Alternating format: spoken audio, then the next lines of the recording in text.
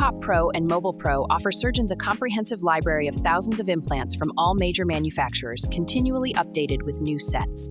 These implants are rendered in vector format to ensure they remain sharp, clear, and incredibly precise at any scale. Click on the menu button on the right-hand side of the case view and select the Implants tab. Here, you can filter the entire library by brand and type, making it easy to find the exact implant you need for your plan. You can move the implant around as if it were sitting on your desk. Pushing one end will allow it to slide around with some rotation, while pushing directly in the middle ensures movement without any rotation. On the iPad, simulate the action with 2 fingers as if the implant was actually on your screen, allowing for intuitive and precise adjustments.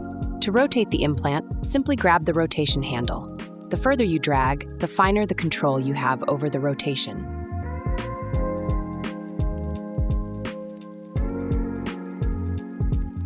The implant palette will display the selected implant's details. Here, you can choose a different size from the same family or select the left or right version if available.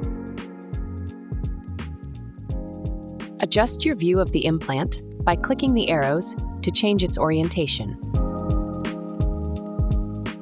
To remove the implant, click the Delete button or press the Delete key on your keyboard.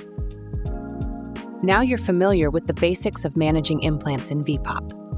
Additionally, you can adjust the implant's opacity and toggle the visibility of the implant code to better suit your viewing preferences. And that's it.